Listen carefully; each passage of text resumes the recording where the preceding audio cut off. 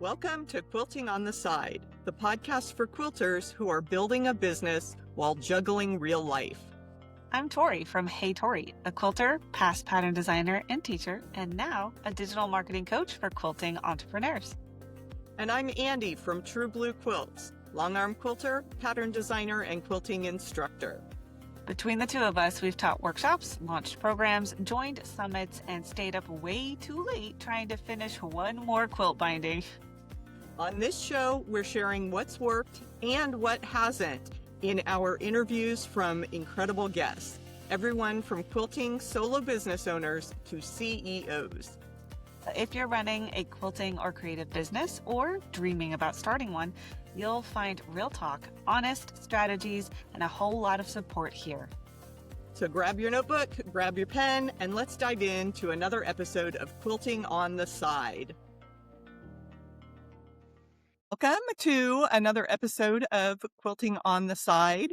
This is very exciting to be in season 6 and approaching our 100th episode.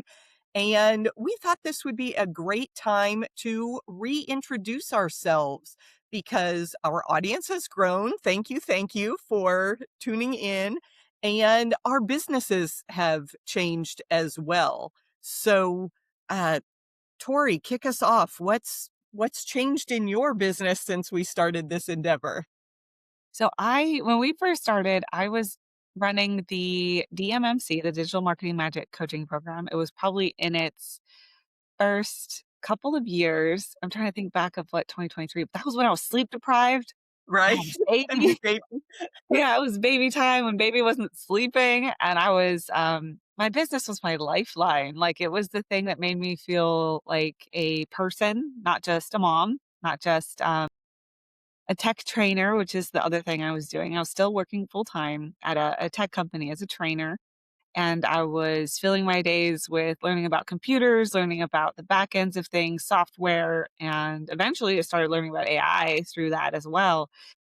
And doing a lot of copy paste, a lot of mind numbing type of work, which was great because I was sleep deprived and kind of needed that. And I used my creativity to write a book during that time when we first started. I was working on my book, and that's when I realized like I needed to write instead of trying to show up live every single week for 10 weeks for the for the course that I was running. So that's where I started. And then now I am full time in my business.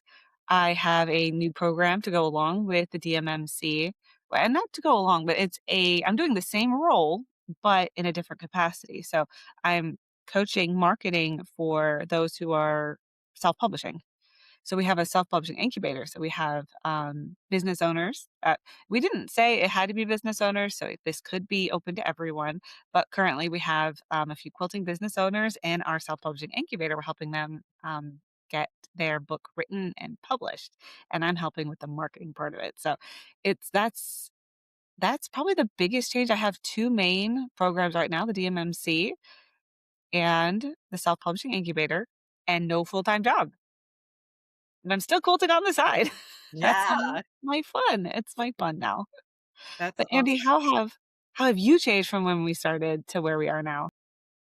I was deep into my little bit different collection when we started the podcast. It was a new series of blocks that I wanted to focus on a 6 by 9 inch size, which is a little bit different. It's unusual since most quilts are built around squares.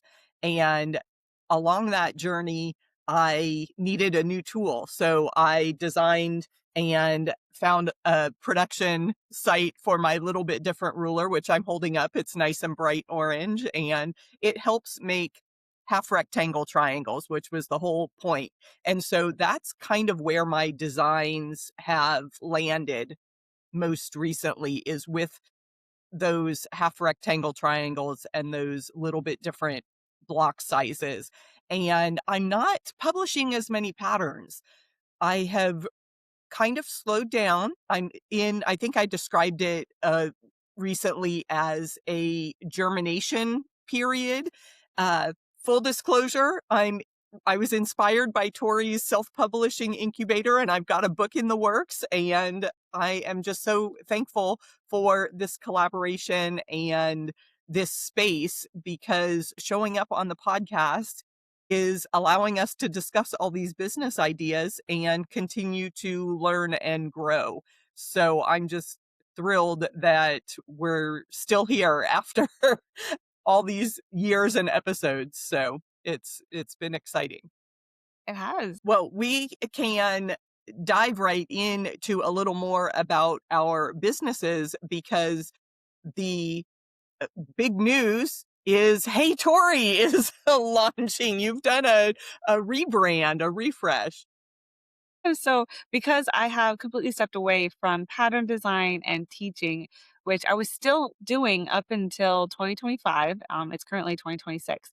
So, I was still had my last guild in, I think it was January or February 2025, and that was the last teaching quilting gig I had. And then I went full time into digital marketing and my book, just helping the workshops unleashed how to design engaging and successful workshops for quilters and crafters, going full in on helping quilters and crafters with their offers and getting them out there. And that turned into the self publishing incubator. But I was still kinda hanging on to my patterns, right? So I was like, "Okay, I still have patterns and I have this book," and I kept hearing that I needed to get in a distributor. So I think I still had that pattern, design mindset where I couldn't be successful without a distributor, which now I realize is not the case. Those distributors are very, very helpful. It is not the case.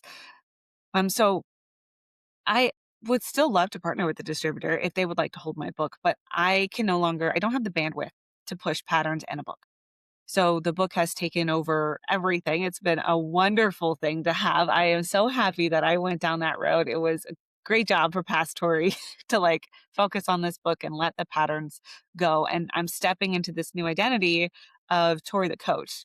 And that's where Hey Tori comes from, is that people would message me asking, Hey Tori, and they'd ask me a question.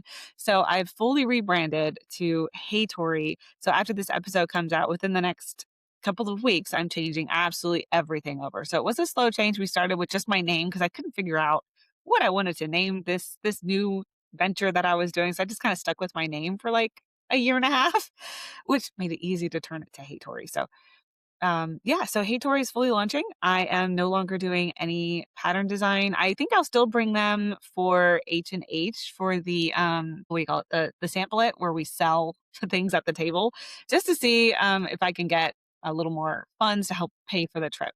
And so if you want a Tori McElwain exclusive pattern printed, that's going to be the place to get it because that's the last thing I'm going to try to do is just bring them to H&H and H and offer them at wholesale for those that are at sample it and along with my book. So if you want my book at wholesale, come to H&H. I'll be at Sample It, and it'll be at my booth too. So that'll be multiple places to find that. But I'm fully going in.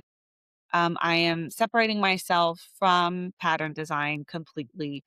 I had an Instagram going with that had pattern design. I was mainly using it as examples to show the DMMC members like how I would set up an Instagram, some real ideas that they could do, things like that. And I've kind of shifted that to being my fun place. I'll share if I do want to share my patterns just for inspiration or because I still have them on PDF, then I can do that there. And right now I'm using quilting as fun. I'm using it in a new way than I've ever done before. So before I would quilt when it was my hobby, I would quilt because it was fun. It was pretty. I was making pretty things. It was like practical. Like I liked the fact that it was a practical, creative endeavor. Now I'm using it to process. So there's a lot going on. I'm feeling a lot like there's a lot going on with my family. I have a son with high needs that I've shared before and like having a space where I can process things in a healthy way. I've been kind of missing that. And I turned to quilting again and I have been creating and it started with the Fiber Fix Fam challenge that I joined in January. So this is very new. um, I've been journaling, which I've never done before, and that was an idea brought into that challenge. It was like, "Hey, keep a journal of your things you're making," and we're making little postcards, and so they're little. They're very little, but they're helping me be creative. They're helping me process. They're helping me create other quilts. So I've got some creative quilts going. I guess they're art quilts, which I hesitate to say because I never really made one. So I'm using things that aren't just fabric, which is crazy to me. I've always thought this would be something outside of my zone of creativity, but it's been great to have quilting back on the side. And then I wanted to have a place to share those. So I turned quilt underscore patch, which I was using as a side account, turned that into my more personal. This is my projects and my patterns. So if you want to follow just the fun stuff that I'm creating, um, you can follow me there. Otherwise, everything is now Hey Tori. So everything is now Hey Tori is Coach Tori. I have a YouTube now that's heytori.tech. Everything is Hey Tori, and I'm really diving into the digital marketing aspect of everything. I think that's full circle. So, Yeah, that's what about awesome. go ahead and share yours, Andy. Your business has had some ups and downs and some turns. Yeah, yeah, I'd love it to hear more has. about it. And mainly because True Blue Quilts is a side hustle. I still have a full-time job that is outside the quilting world. And, sometimes you just don't feel like working two full jobs. So, I just have to accept that I'm just gonna, plod along at my slower pace and maybe I'll miss some of these big opportunities because I don't want to spend every evening locked away in my quilt room making samples and, doing all the social media tasks and blog posts and et cetera, et cetera. But I have found consistency with my YouTube channel, and I am live every Wednesday night. And it's perfect because it ties into the Whip Wednesday phenomenon that has been around forever when crafters make, you know, bring out their works in progress, and you love having that alliteration of W's there in the middle of the week, and it really does allow me to get things done. So, even if I'm in a creative slump, didn't was busy with other things over the weekend, if I can sit down and sew on Wednesdays, I get energized, and that has really carried me through. I have found some wonderful friends and collaborations with other quilting YouTubers, and that just has really helped maintain my YouTube channel as a income stream in my business and allow me to share new patterns. Because I was doing a collaboration in December last year, I launched a new uh, holidays sampler of my little bit different blocks and was able to create some new patterns with my half rectangle triangles. So yeah, it just, I continue to be inspired by the quilt world and, this series that I've done. It just is, it's one of those things that you start designing and that just sparks your creativity for additional designs. 2025 was overall pretty successful. I had a couple designs in the Lumen fabrics, which took over Island Boutique, which I had been associated with a few years ago. They picked up a couple of my designs in their catalog. And so I got some wholesale orders, which was new for me to have that going. So yeah, it wasn't, huge numbers, but again, I'm okay being a small fish in this big quilting pond. So that's okay. And I am looking forward to networking at H&H. I get to be in person with Tori. That's going to be really exciting. And just I've committed to using it as a network opportunity, and I'm gonna throw the invitation out to our audience. If you are at H&H, come find me. We're gonna be doing our ever popular uh, pop up Rapid rapid fire. fire Yeah. questions, and do one or more podcast episodes. around that H&H experience. So we're definitely looking forward. I know both Tori and I are looking forward to seeing people in person and having those conversations around quilt businesses, your questions, and what's working now in the quilt industry. So it's been really fun, and I'm committed to sharing the little bit different ruler and those half rectangle triangle designs into the future. I love that. I love listening to your evolution because I know when we started, you had your hand in a lot of different things, and you were and correct me if I'm wrong, but it sounds like you were, trying to figure out where to niche because we always talk about niching, and you could have niched in so many different things, and so you tried this, and you tried that, you tried this, and you enjoyed different pieces of it, but then you found your own little bit different, and I'm excited that that's your niche because I think that is really cool, and her ruler glows, guys. Like, I didn't tell her I was gonna purchase it, I just purchased it. I was like, "Hey, I need one." And Yeah, it you can glows, like, it is so cool. I'm showing the edge of it, so if you're listening to this, you'll have to go to the, YouTube channel to see that little bit of glow, and I don't know exactly what they do in the, manufacturing project process, but when they etch those lines in there, they really catch the light, and it does, kinda glow in daylight. You don't even have to turn the lights out. Like, it glows in my basement. I thought it was so cool. I was like, "I didn't know this glowed." But yeah, we'll be at booth going back to H&H real quick, booth 1707. So you can find us at booth 1707. Hey Tori is my new business name officially. I am no longer the Quilt Patch by Tori. I am now Hey Tori. Me and my VA are working very hard to get everything moved over before H&H. So hopefully you don't ever see the Quilt Patch by Tori again. You will be saying Hey Tori because it's so much shorter, you guys, to Yeah. write Hey Tori than the Quilt Patch by Tori. Right? Yeah, yeah. So that leads into some more in-depth questions that we will take a minute to discuss. What made you realize you were ready for that pivot to get away from pattern design and embrace the Hey Tori and the coaching aspects? Well, at the very end of 2025, if we're going back just a few months, when I completely stopped, that was just time. I didn't have the time to think about patterns. I didn't have the time to stock them, the funds to print them while also funding everything else I had going on. It was just time. And I held on to them because I love them. Like I love the patterns that I created. I think they're really cool. I love to share them. I loved to make them and design them. So it was hard. It was hard to let go.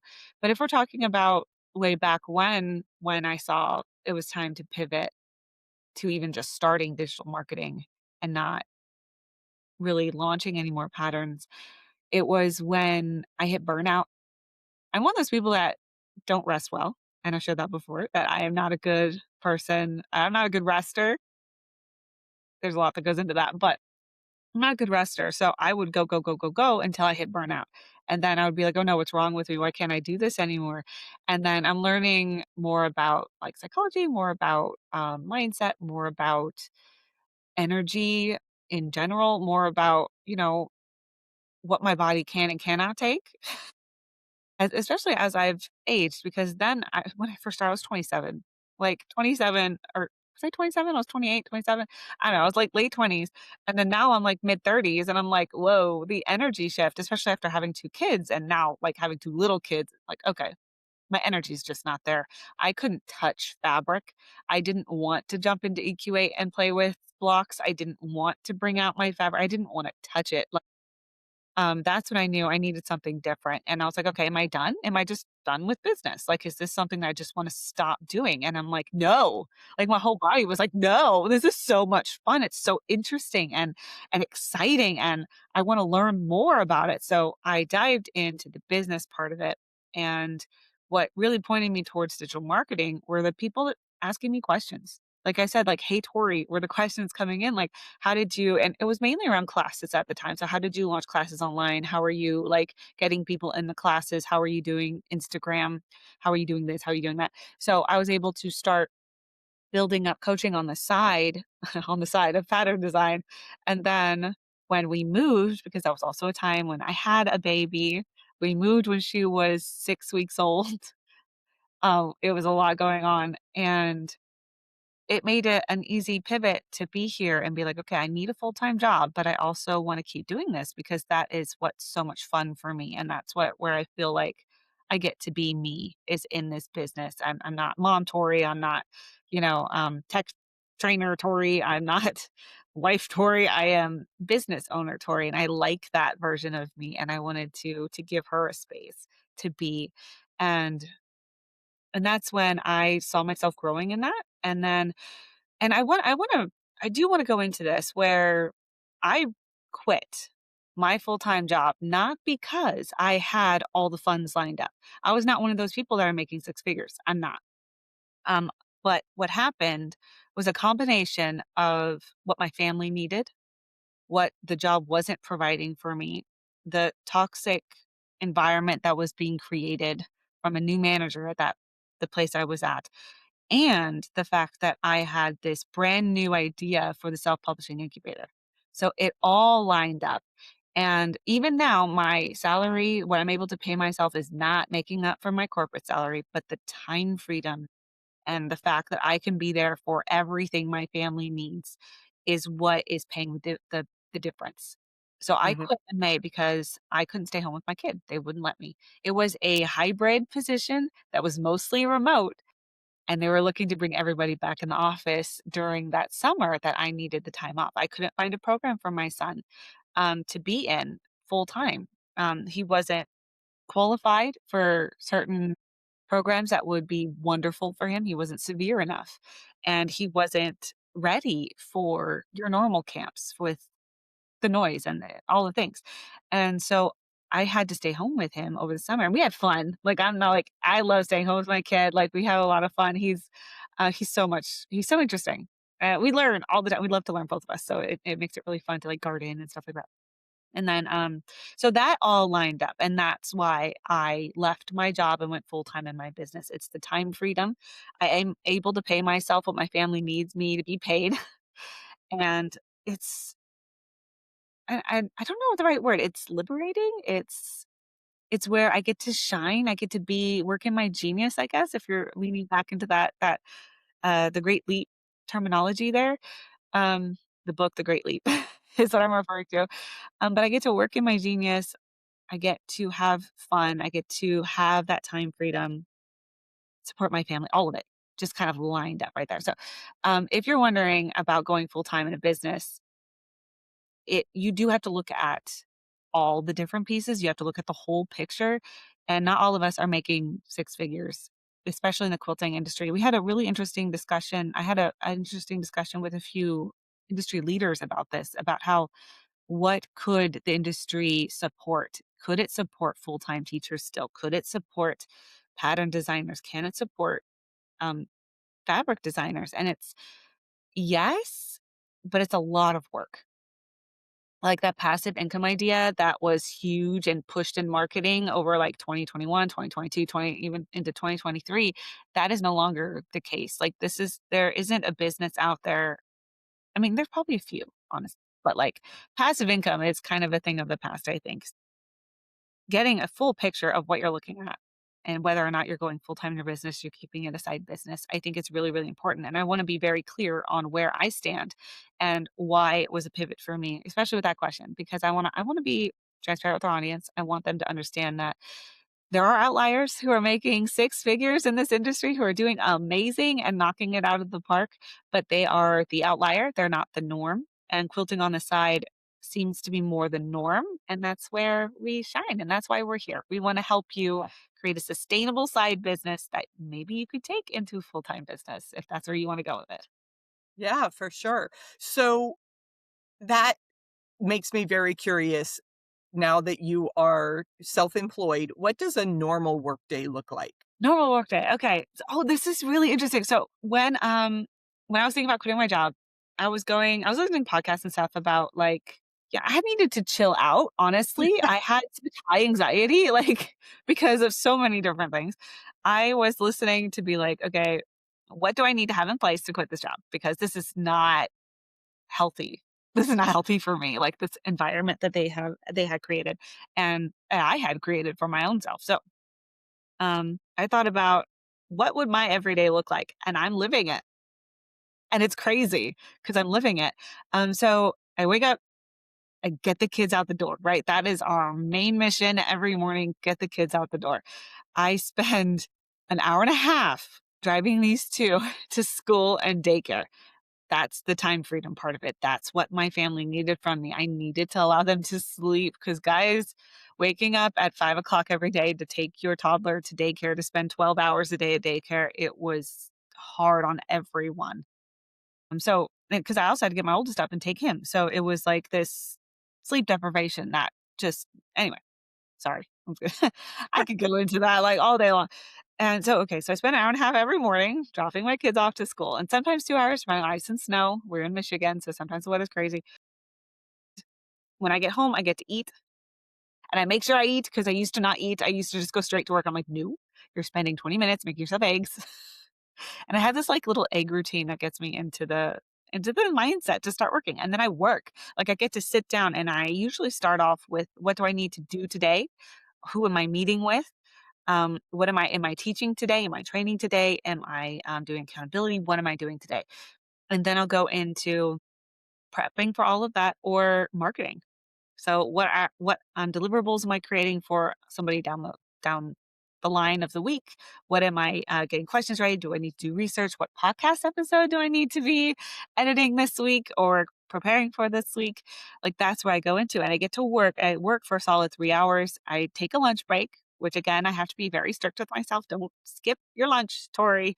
I do tend to work in front of my work and eat at the same time, but I'll give myself that.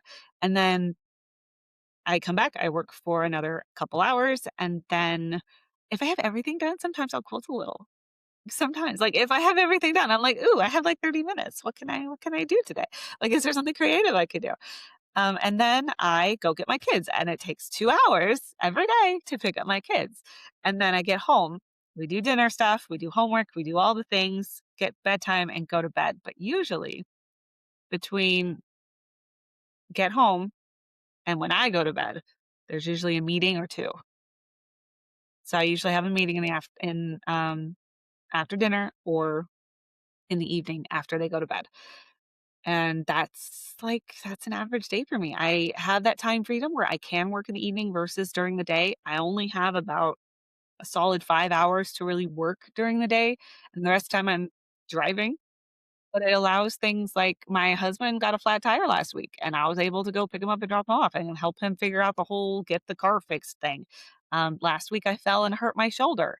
I was able to go to the doctor, put my appointments on, reschedule them for the next week and be like, "Hey, guys, I can't meet today. I gotta go to the doctor. I hurt myself." I was able to send out an email to my book club members and be like, "Hey, I'm not able to type. I'm struggling to lift my arm because I got the dumb shoulder injury where it's the ligament that holds your arm up. So like using a mouse hurts. Like and it comes with headaches that are just insane. But all of that saying like I don't have a manager to report to. I don't have PTO I have to worry about anymore. I don't have, it's not going to affect my pay like it was before.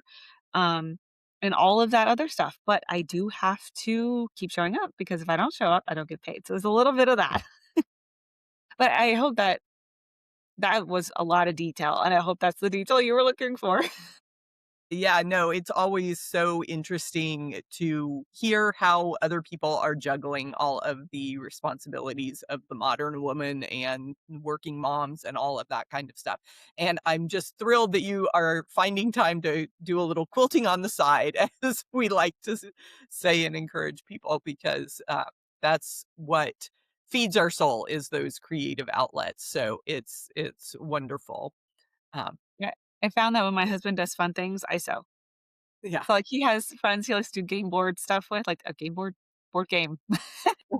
Board game stuff with, so, like or he has, like, certain little hobbies that he likes to go do, and I'm like, "Okay, while you're doing that, I'm gonna sew." Like, even if I'm tired, I'm gonna try to sew first and see. Because usually if I'm tired and I start sewing, I get excited and the energy comes back. So, yeah, I've been learning a lot about that.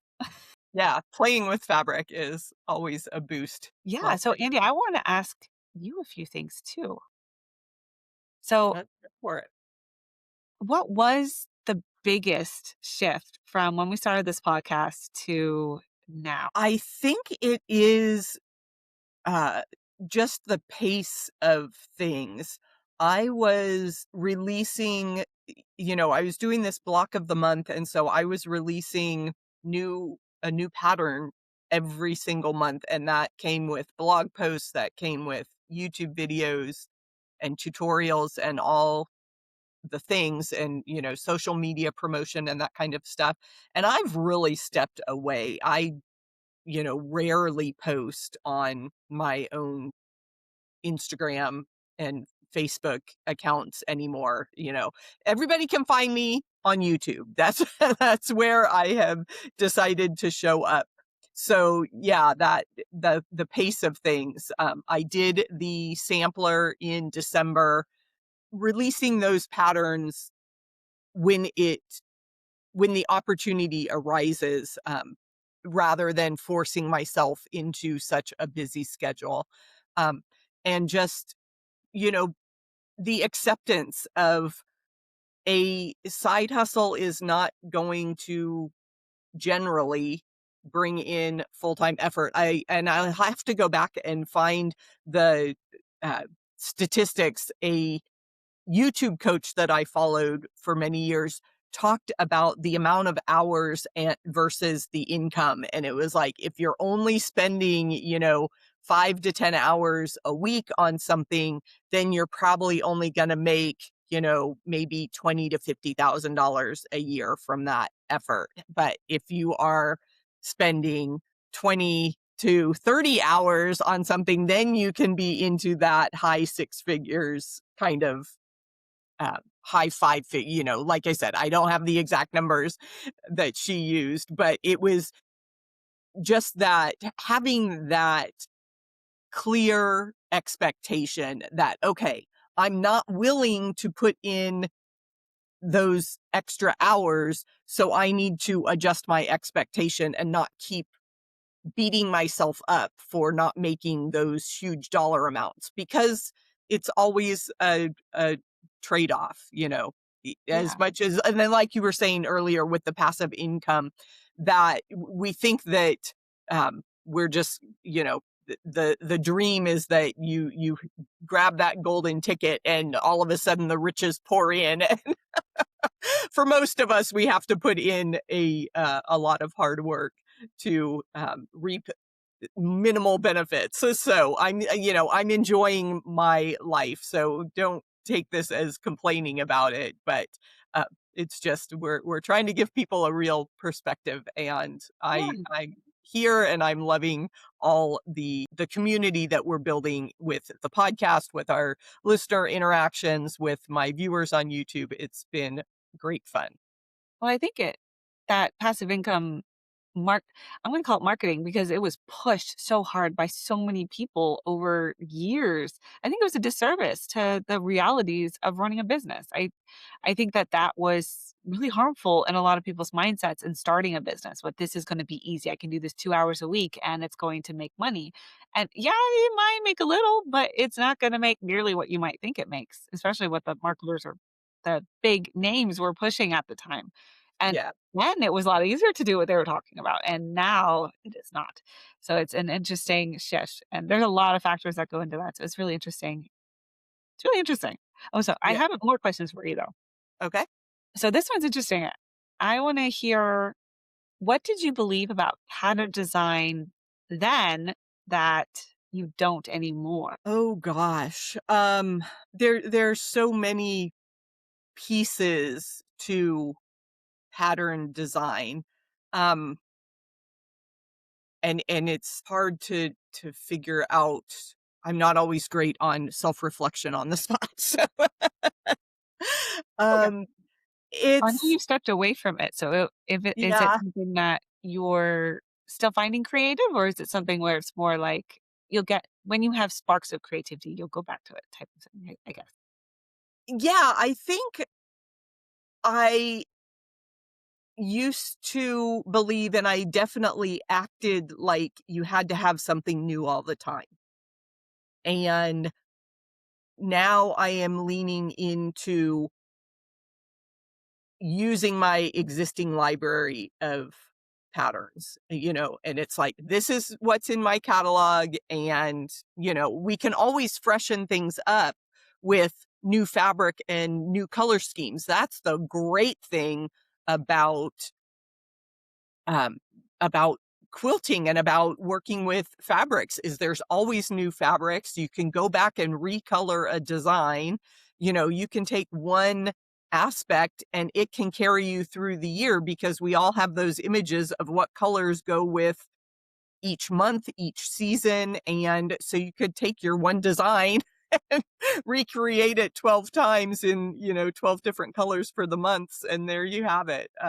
So yeah, I think it's taking myself off that hamster wheel of creation and utilizing the resources I already have is a huge weight off my shoulders. So I would encourage other designers, whether it's, one or two designs, six, eight, whatever the number is, just, relax a little bit and pour your energy into getting those existing designs in front of more people versus always throwing new things. At some point it becomes spaghetti at the wall and you're never even looking to see what's sticking. You're just throwing more spaghetti. I love that. We love repurposing here.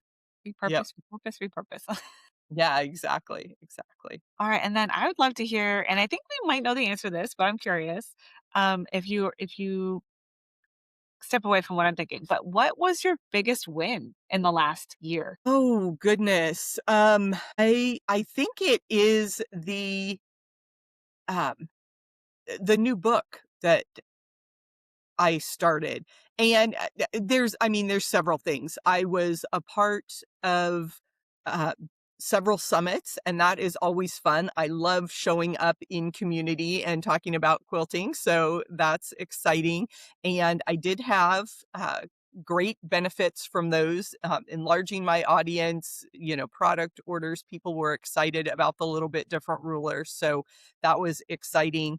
Uh I had the wholesale orders, from one of my traditional patterns. It's one of those things that, the pattern that was in the catalog used traditional square blocks, um, but that was well received, so that was a win.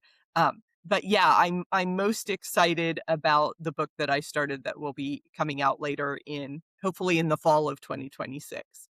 I'm so excited for this book. I think you guys are gonna love it. So I would love to move into questions that I think our audience are wondering about us, from us. Um, so I'm just gonna kind of, let's just like rapid fire, I'm thinking. Okay. Okay. So are you making more money now than when you started? Um, I am holding steady, I will say that.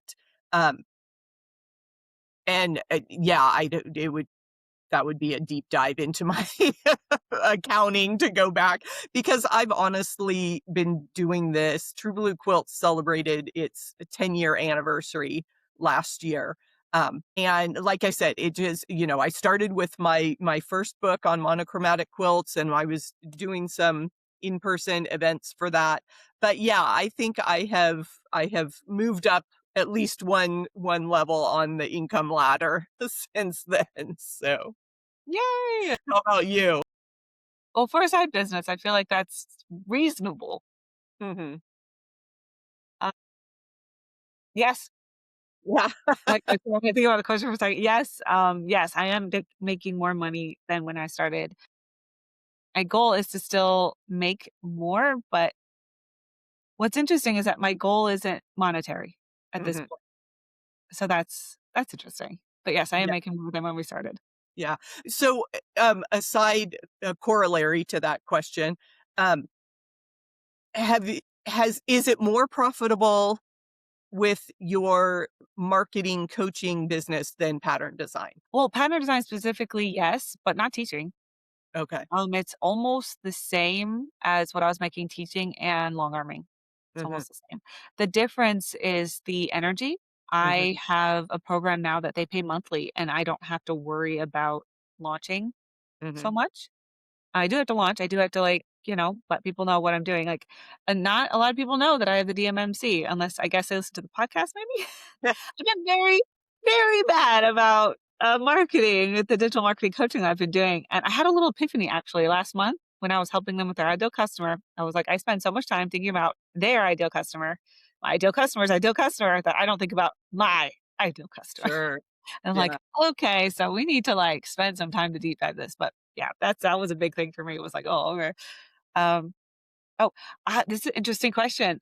Mhm. Do you ever regret going into the quilting or going into quilting as a business? This is really interesting, and it may be that, that 10-year period that it really I've been doing this, and I'm just, um, on that treadmill of business activities. You always have to be out there to find your customers. Um, and yes, so I've thought about, is it time to quit and just let this be a hobby again? Why am I always putting myself out there? And it's, the imposter syndrome, the fear of rejection, all those kind of things that bubble up. But um no, I do overall I don't have any regrets. It's a hobby and a craft that I really enjoy, and I'm a teacher in my core, so I'm always gonna be telling other people how to do how they can do the same thing. So, yeah, I don't have any major regrets. What about you? Is No, I don't regret it. I don't regret it at all. And I think so. James Widmore said something the other day that I was like, I laughed because I'm like, he's right. Being an entrepreneur, being a business owner is about self improvement.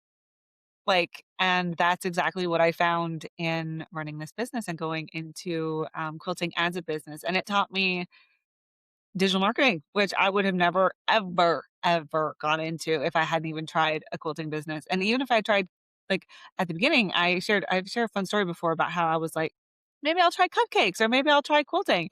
Um, I don't think I could have had such a good experience with cupcakes as I did with quilting. So no, no regrets. good, good. Um, what is something interesting behind the scenes that you can share with our audience? I am learning all the time. All the time. I am listening to podcasts, I am reading books, I am learning constantly. And I there's never enough to learn with digital marketing. And I love that. It's kind of like what's working now, what's working then, and what you learned 2 months ago is going to change. And now that with AI, things are changing so fast, it's hard to keep up with. And I found like newsletters that I'm really liking that I think are keeping me more up to date than I've had in the past. I've got a routine of podcasts that I listen to that I think really speak to how we in the quilting industry need to market because there are some things out there about marketing that they just don't work with quilters. It's like, no, that's not a thing. That's not gonna work. So don't spend your energy there. Like things like that where it's kind of like, who do I listen to? Who do I learn from? And that's a lot of behind the scenes where I spend a lot of time learning so that my customers don't have to go do all that. They can come to me and be like, hey, this is what I'm doing. I'm like, okay, this is what's working right now. This is what we can try. This is what we're going to tweak. This is, so I can bring the information to them rather than them having to go learn it themselves. So I think that's probably the biggest behind the scenes other than I can't rest. Like I'm still struggling. I'll figure it out, guys. I promise. I'm getting closer. Andy, is there anything behind the scenes for you? I guess as I look around the room and, behind the scenes, I'm a mess. I'll just say that. I am very much the horizontal organizer. I have to have everything on display like a museum so that I can pick and choose, and I will work on a project and then just take that pile and put it on the ironing board and get ready for the new pile. I don't actually put things away. Um, and I know, in the back of my head, I'm hearing my mom just, "Oh, Andy, could you just clean up? I taught you better than this." Yeah. So it's an I'm sure you're not ongoing. alone in that. You're totally not alone. I know, everybody can commiserate, I'm sure, about their piles and all the fabric they've collected over the years, and yeah, one of these days, those someday projects are huge. So, yeah, no, it's I've built a very, cozy life, and I'm so grateful that my family doesn't get too irritated with me for taking over half the house with my fabric and my long arms, so, yeah, it's great. So I have a question for you to kind of wrap up our our reintroduction episode today. I would love to know, what advice would you give yourself when we are on, Andy at episode 1? What Uh-huh. advice would you give her knowing what you know now? Yeah, I would congratulate Andy for her, willingness to just show up and babble. Sometimes it feels like to people, um, and just, um, encourage her to keep up with this format that apparently is working here. As we said, we're approaching 100 episodes, which just sounds, incredible. To, we've landed on this format where Tori and I chat and share our thoughts on some specific business topics, and we're also so thrilled to bring you fun, interesting guests, and I am so excited for the people that we are going to be talking to over the next few months of Quilting on the Side. We've got some great guests lined up, and um, yeah, so I would just, you know, pat past Andy and Tori on the back and say, "Good idea, keep going," and, we're excited for the future. So what about you? What advice would you give to, past Tori on day 1 of Quilting on the Side podcast? I would give her a hug and tell her she will sleep again, and that the format that we've chosen for the podcast was a great idea. The whole seasons thing, taking breaks, and to trust herself more, because she does have an intuition, which got drowned out there for a while, I will say. But she does have an intuition. Tori, you do. And if this Tori listened to the future, you could do this and stick with it. It'll all work out. I think that's what I would want to hear at episode 1, Tori, and be like, follow your intuition, you got this, and you will sleep again. Yeah, for sure, for sure. Yeah, sleep is essential, and, um I would like to prompt our listeners to do some reflection themselves. Think back to those early stages of your business. Spend some time celebrating how far you've come, the wins that you've had, and um, just, yeah, take some time to reflect on your evolution. That's what this episode is, a celebration of our evolution as podcasters, as quilt business owners, as coaches, and uh, any last reminders? Have fun and don't forget to do some quilting on the side. There we go. Thanks so much. That's a wrap on today's conversation. We hope it gave you something real to take back to your business. And if you liked this episode, please hit subscribe and leave us a review. It helps more quilters find the show and feel a little less alone on their entrepreneurial journey. And if you want more support, from behind the scenes content to live chats, you'll find more in our Quilting on the Side community on Patreon. And as always, don't forget to do A little quilting quilting on the the side. side.